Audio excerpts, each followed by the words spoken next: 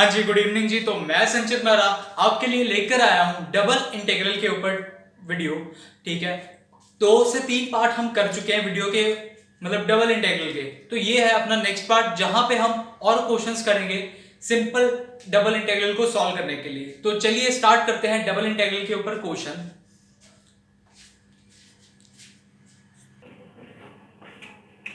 हाँ जी स्टूडेंट, तो अपने पास क्वेश्चन लिखा है, कहता है डबल इंटीग्रल करना है y dx dy का, और जो रीजन दिया है अपने को वो है दो पैराबोला।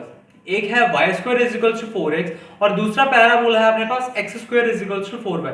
तो सबसे पहला काम है अपने पास इन पैराबोला को ड्रॉ करने का काम ग्राफ के ऊपर। तो स्टार्ट करते हैं।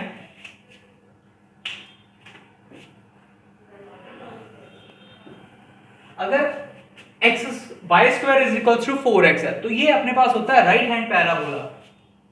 तो ये आ गया कुछ इस तरीके से, ये हो गया राइट हैंड पैराबोला। और x square is equal to 4y ये होता है अपने पास अपवर्ड पैराबोला। तो यहां से इक्वेशन आ गई, x square is equal to 4y का इक्वेशन आ गई, हमने ग्राफ में प्लॉट कर दी। तो कुछ इस तरीके से अपनी फिगर बन रही है। ठीक है, अब उसने कहा area region bounded by the parabola, इन दोनों पैराबोला के बिटवीन जो एरिया अपने पास आता है उसको हमने इंटीग्रल करना है। तो इसके बीच में कौन सा एरिया आ रहा है? ये वाला आ रहा है। ठीक है स्टूडेंट्स, और यहां पे ओरिजिन से ये कट आउट होके जा रहा है। वैसे पिछले सम में, जो पिछले वीडियो में हम सम कर चुके हैं, बिल्कुल सेम यहां पे भी अब हमें ये पॉइंट नहीं पता। ठीक है, और अगर हमें ये पॉइंट नहीं पता, यहां पे इक्वेशंस के नाम लिख देते हैं। ये कौन सी थी? x square is equal to 4y, यानी कि ये कौन सी है? x square is equal to 4y, और ये जो है वो है y square is equal to 4x। ये है अपने पास पैराबोलास की इक्वेशन। ठीक है, अब जो काम आता है, मेन काम है, हमने पॉइंट ऑफ इंटरसेक्शन फाइंड करना है। तो चलिए स्टार्ट करते हैं पॉइंट ऑफ इंटरसेक्शन के लिए।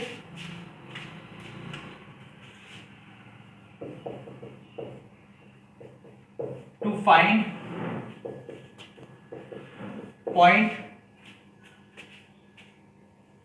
ऑफ इंटरसेक्शन, तो पॉइंट ऑफ इंटरसेक्शन के लिए मैंने बताया था आपको कि भाई हमने y और y को इक्वेट कर देना है। अगर मैं यहां से y की वैल्यू निकालूं तो क्या आ जाएगी? x स्क्वायर अपॉन 4, और अगर यहां से y की वैल्यू निकालूं तो आ जाएगी 2 रूट x। ये क्योंकि y स्क्वायर गिवन था, इसका अगर मैं अंडर रूट ले लूं तो अपने पास आ जाएगा 2 अंडर रूट x। तो चलिए इसको इक्वेट करते हैं। क्या आएगा अपने पास? 2 root x is equal to, वहां पे क्या था? x square by 4।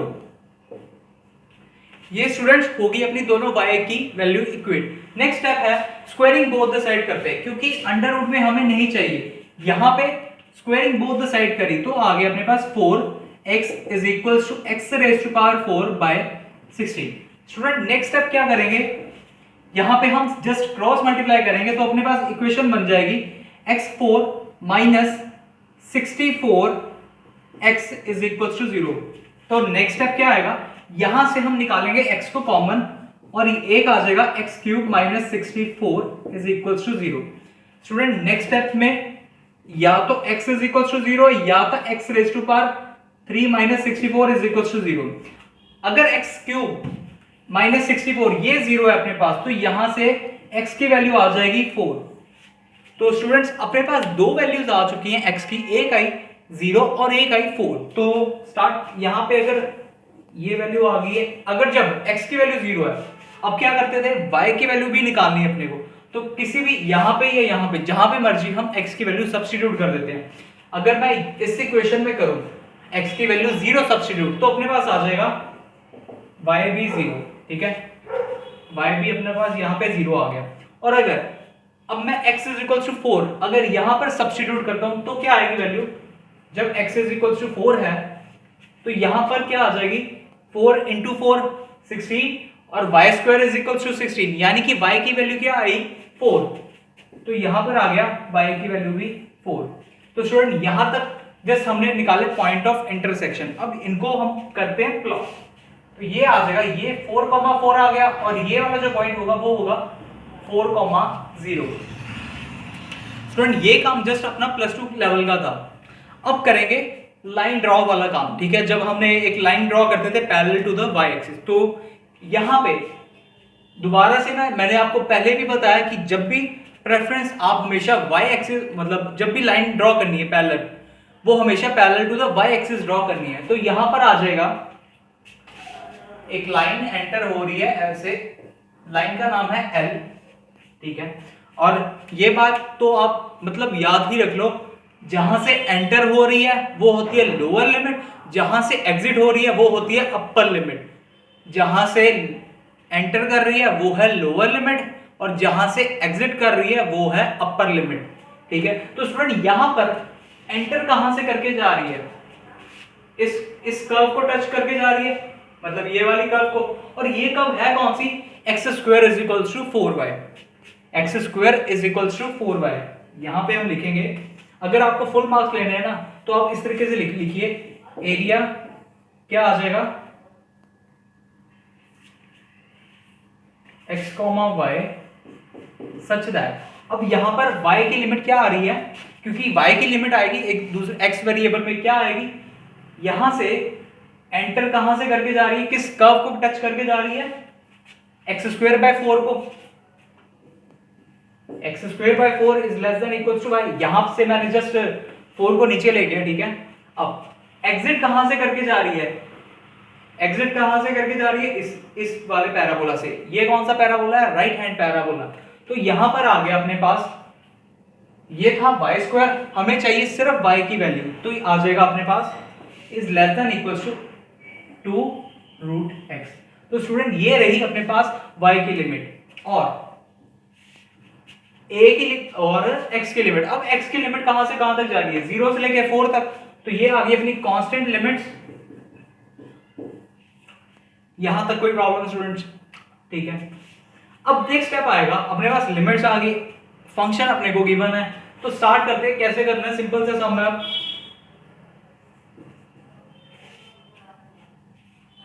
Integration x is equal to 0 to 4, integration y is equal to x square to 4 by 2√x। Function है यहाँ पे y, और पहले आ जाएगा dy, फिर आ जाएगा dx, क्योंकि dy विद रिस्पेक्ट टू क्यों कर रहे हैं, क्योंकि जो लिमिट्स है वो अपने पास y वेरिएबल की हैं। अब नेक्स्ट है, इसके इंटीग्रेशन करने के बाद आंसर क्या आएगा अपने पास, कुछ स्पेस बहुत ही ज्यादा लेता है ये सम, एक व्हाइट बोर्ड पे ये सम नहीं आ पाता, ठीक है ना। तो काफी मेरे को मर्ज करना पड़ता है, बहुत ही प्रॉब्लम आता है यहाँ। तो चलिए यहाँ पे स्टार्ट करते हैं, y के इंटीग्रेशन क्या आ गई, वाई स्क्वायर, ये आ गया x is equal to 0 to 4, और y की इंटीग्रेशन क्या आ गई, वाई स्क्वायर बाय 2, और लिमिट क्या आ जाएगी यहाँ पर, x स्क्वायर टू 4, और ये आ जाएगा 2√x dx। अब क्या करेंगे, y की जगह पे अपर लिमिट और लोअर लिमिट सब्स्टिट्यूट करते हैं, तो क्या आ जाएगा अपने पास, x is equal to 0 to 4, y की जगह पे 2√x सब्स्टिट्यूट करना है, तो y स्क्वायर क्या आ जाएगा, y स्क्वायर आ जाएगा अपने पास 4x, और यहाँ पे अगर ये जो 2 है 1/2 को मैं बाहर ही निकाल रहा हूं, ठीक है। y स्क्वायर की जगह पे आ गया 4x माइनस लोअर लिमिट, जब लोअर लिमिट सब्स्टिट्यूट करी y की जगह पे x स्क्वायर बाय 4, तो यहां पर आ जाएगा y का स्क्वायर हो जाएगा, यानी कि x raise to power 4 by 16, ये अपने पास आ जाएगा, क्योंकि y की वैल्यू है x स्क्वायर बाय 4 और हमने इसका स्क्वायर करना है। अब नेक्स्ट स्टेप है जस्ट इंटीग्रेशन करना है विद रिस्पेक्ट टू x, तो क्या आ जाएगा 1/2 तो बिल्कुल बाहर है, 4x का 4x ही आएगा ना, 2√x 4x, यस 4x ही आएगा। अब 4x की इंटीग्रेशन क्या आ जाएगी, 4x square by 2 minus x raise to power 5 by 16 into 5, और लिमिट आ जाएगी फ्रॉम 0 to 4, तो लास्ट में क्या आएगा 1/2। अपर लिमिट जब सब्स्टिट्यूट करेंगे, जब अपर लिमिट सब्स्टिट्यूट करी, एक सेकंड आपको अगर मैं बताऊं डायरेक्ट, यहां पर 4 into 4 square by 2 minus 4 16 16.5 minus ये सारा आ जाएगा 0 और ये आ गया 1/2, ये आ जाएगा 2, 4 स्क्वायर 32, 4 स्क्वायर 32 बन गया 32 minus 4 into 4 into 64, 64/5। Next step आ जाएगा, ये है 1, ये आ जाएगा इंटू 5, इसको सॉल्व करके जो आ रहा है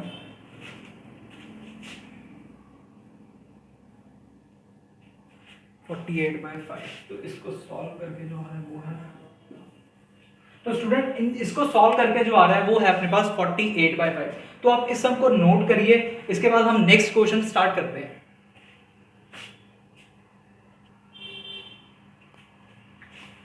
जी स्टूडेंट्स, तो नेक्स्ट क्वेश्चन करते हैं। ये है आप डबल इंटीग्रल फंक्शन है यहाँ पर cos of x plus y dx dy over the reason bounded bye x is equals to 0, y is equals to 0 और x plus y is equals to 1। ठीक है, तो स्टार्ट सबसे पहला अपना जब भी आप यहाँ पे इक्वेशंस देखो हमेशा ग्राफ प्लॉट करने की कोशिश करिए। सबसे पहले अपना काम वहीं पे होना चाहिए, क्योंकि उससे अगर आपका ग्राफ बिल्कुल सही होगा, आपकी इंटीग्रेशन बिल्कुल सही होगी, तो आप ग्राफ को बहुत इंपॉर्टेंट दें। तो यहां पर एक्सिस ड्रॉ हो गई है। अब x is equal to 0, x is equal to 0 यानी कि ये इक्वेशन आ गई, मतलब ये लाइन आ गई। y इज इक्वल टू 0 यानी कि ये लाइन आ गई। अब x plus Y is equal to 1, ये क्या चीज होती है स्टूडेंट्स? हम ये बेसिक लोअर क्लासेस में करते थे, हाउ टू फाइंड या फिर कर्व ड्रॉ करनी है। ठीक है, ये बिल्कुल बेसिक काम होता था। जैसे मैं बताऊं आपको, कुछ भी हम यहाँ पर 2 पॉइंट कुछ भी सपोज कर लेते हैं। जैसे यहाँ पे x को 0 सपोज किया, 1 y आ गया 1, अगर y को 0 सपोज किया अपने पास आ गया 1, तो ये अपने पास आ गए पॉइंट। किसके पॉइंट आए हैं? इस इक्वेशन के। तो यहाँ पर अगर 0,1 प्लॉट करूं तो एक आ जाएगा 1,0 इधर और एक आ जाएगा 0,1 इधर, और ये वाली जो लाइन आ गई, ये वाली लाइन है अपनी x plus Y is equal to 1 की। ये लाइन है x plus Y is equal to 1। ठीक है स्टूडेंट, अब करते हैं स्टार्ट अपना सम को। क्या करेंगे? अब यहाँ पे कोई पॉइंट ऑफ इंटरसेक्शन निकालने की अपने को जरूरत नहीं है। क्यों नहीं है? लाइन ड्रॉ करते हैं फिर बताता हूं। क्योंकि यहाँ पे वैसे भी जहां पे भी इंटरसेक्ट कर रही है, एक तो कर रही है 0,1 पे और एक कर रही है 1,0 पे, तो इसलिए यहाँ पर पॉइंट ऑफ इंटरसेक्शन निकालने की अपने को जरूरत ही नहीं है। तो चलिए लाइन ड्रॉ करते हैं पैरेलल टू। अगर मैं इस क्वेश्चन में आपके लिए एक नए तरीके से करूं, यानी कि अब मैं जो लाइन ड्रॉ करूंगा वो parallel to the X axis करते हैं। चलो, हमने एरिया निकालना है जो बाउंडेड बाय मतलब कौन सा एरिया निकालना है? जो इस लाइन के यहां पर आ रहा है, मतलब ये वाला एरिया निकालना है सिर्फ इस ट्राइंगल का। अब मैंने क्या किया? लाइन ड्रॉ कर दी है। लाइन जो है वो है एल लाइन ड्रॉ कर दी है parallel to the X axis. तो आप जानते हो जिसके पैरेलल लाइन ड्रॉ हुई है उसी की अपने पास लिमिट्स आएंगी। ठीक है, तो यहां पर अब सॉल्यूशन करते हैं। तो सॉल्यूशन किस तरीके का होगा? जब line parallel to the draw की है हमने एक्स एक्सिस के, तो लिमिट कहां से कहां तक आ रही है? अब एंट्री और एग्जिट देखते हैं क्या आएगा। यहां से ऐसे एंटर कर रही है, एंटर वाली कर्व कौन सी है? जहां से एंटर एंटर कर रही है अपनी कर्व, वो है अपनी x इज इक्वल टू 0। तो चलिए जो लिमिट्स आएंगी, मैं यहां पे डायरेक्ट लिमिट्स लिखता हूं। लिमिट्स क्या आएंगी फिर? 0 less than equals to x। ठीक है ना? क्यों? क्योंकि एंट्री कहां से कर रही है? x इज इक्वल टू 0 से। अब एग्जिट कहां से करके जा रही है? एग्जिट ये लाइन को कट करके जा रही है। अब ये लाइन की वैल्यू क्या है? अगर x की टर्म में मैं बोलूं तो अपने पास इस लाइन की जो वैल्यू है वो है अपने पास 1 माइनस y। ठीक है, 1 माइनस y। समझ रहे हो ना? सिर्फ x की वैल्यू चाहिए, तो x की वैल्यू क्या आ गई? 1 माइनस y। तो यहां पे अपने पास जो लिमिट आ गई वो आ गई 0 less than x less than equal to 1 minus y। और जो y की लिमिट आएगी, अब y की लिमिट क्या आएगी? ये पॉइंट है अपना 0,0 का। जितने भी पिछले क्वेश्चन किए वहां पे हम मतलब x को कांस्टेंट रख रहे थे कि x की वैल्यू को कांस्टेंट रखना था। अब यहाँ पे क्या है, y की वैल्यू कांस्टेंट आएगी, तो अब हम देखेंगे कि y के लिए कितना जा रहा है, 0 से लेके 1 तक जा रहा है, 0 से लेके 1 तक जा रहा है ना। तो यहाँ पर जो लिमिट आ गई x के लिए तो ये आ गई, और y के लिए आ गई ये। स्टूडेंट यहाँ पे कोई प्रॉब्लम, यहां तक कोई प्रॉब्लम नहीं होगी, ठीक है। अब करते हैं इंटीग्रल। इंटीग्रेशन में क्या आएगा, अब पहले आ जाएगा y is equal to 0 to 1 और x is equal to 0 to 1 minus y, और जो फंक्शन है वो आ जाएगा cos of x plus y। यहां पर आएगा dx अंदर और बाहर आएगा dy। तो समझ रहे हैं ना आप क्या आएगा, क्यों आया dx अंदर, क्यों आया, क्योंकि अपनी जो इंटीग्रेशन हो रही है अब विद रिस्पेक्ट टू, एक तो x की हो रही है और जो लिमिट पर अपने पास है वो है x की। नेक्स्ट स्टेप है इंटीग्रेशन करनी है, तो cos की इंटीग्रेशन होती है पॉजिटिव का sin x। ये आ गया y is equal to 0 to 1, तो एज इट इज cos की इंटीग्रेशन आ गई sin of x plus y, और साथ में एंगल का करते हैं डेरिवेटिव, वो भी डिनोमिनेटर में, तो derivative of x plus Y with respect to x की, और लिमिट क्या आ जाएगी 0 to 1 minus Y dy। Next है, अब जब इसका डेरिवेटिव किया डिनोमिनेटर में, तो अपने पास आ गया 1, यहां पर आ जाएगा y is equal to 0 to 1 और sin x plus y limit from 0 to 1 minus y dy, क्योंकि डेरिवेटिव अपना 1 बन चुका है यहां पर। नेक्स्ट स्टेप, अब करते हैं लिमिट को सब्स्टिट्यूट। लिमिट कहां पे सब्स्टिट्यूट होगी अपने पास, x की जगह पे, तो ये आ जाएगा y is equal to 0 to 1 sine of x की जगह पे सब्स्टिट्यूट करना है 1 माइनस y, तो ये आ जाएगा 1 minus y plus y, upper limit minus sine y, ये आ गया लोअर लिमिट के लिए। नेक्स्ट है, यहां पे बन गया माइनस y प्लस y, तो ये आ जाएगा y is equal to 0 to 1 sine of 1 आ जाएगा, क्योंकि y के साथ y cancel, minus sine y dy।